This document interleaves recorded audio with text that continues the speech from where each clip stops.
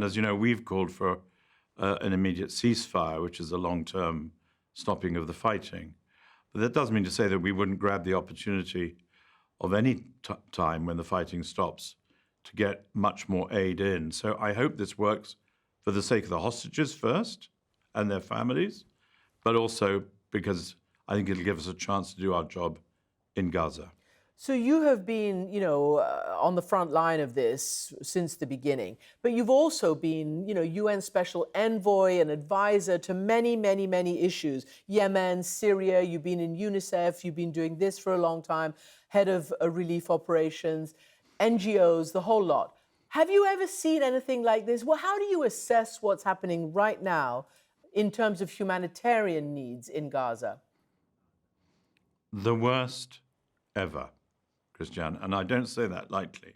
I mean, I started off in my 20s dealing with the Khmer Rouge, and you remember how bad that was, the killing fields and so forth. But 68% of the people killed in Gaza are women and children. They stopped counting the numbers of children killed after 4,500 had been counted. Nobody goes to school in Gaza. Nobody knows what their future is. Hospitals have become a place of war, not of curing. No, I don't think I've seen anything like this before. It's complete and utter carnage. Martin Griffiths, as you know, the Israelis say 1,200 of their people were slaughtered on October 7th. And as we know, around 240 hostages were taken, including babies, old people, infirm, etc.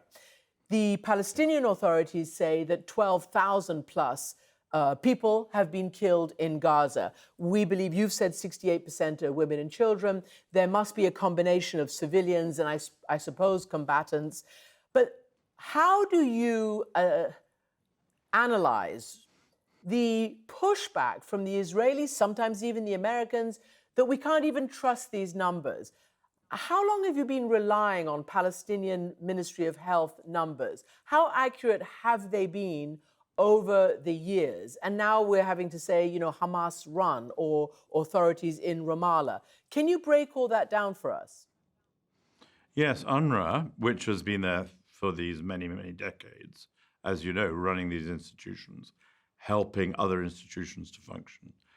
They and we in my office have indeed been using the statistics provided, for example, from the Ministry of Health in Gaza, and have triangulated them over the years to make sure that we feel confident about them. So we have a long history. We don't put these figures out without thought. And I think people can trust us enough to know that when we say these things, it's pretty likely to be close to the truth. And frankly, the extent of it, the numbers are so awful that it's kind of academic, wondering whether there's a few thousand here or there. The fact that there are more children killed in this conflict than in any other that we can think of ever, as my Secretary General has said. You don't need to worry about whether there's 100 more or 100 less, except if you're in the 100. You just have to recognize this is as bad as it gets. So, Martin Griffiths, with all your experience, why do you think the Israelis, the spokespeople, the government, people who speak on behalf of them, are so fixated on the fact that we shouldn't believe these figures this time? I've never seen it before.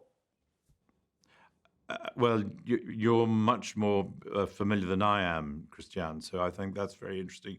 You should say that. I think it's because, first of all, that October the 7th was an absolute horrific nightmare. I'm among those people who've seen the compilation videos of what happened on those days and the trauma it clearly and understandably has caused to many, many families in Israel.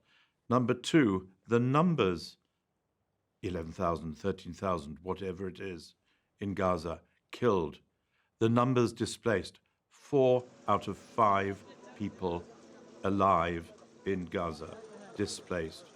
1.6 million people no longer at their homes.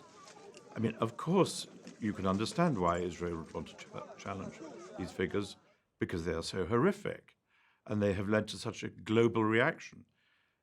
Gaza is a global crisis, as you know. It's not just a crisis about Gaza.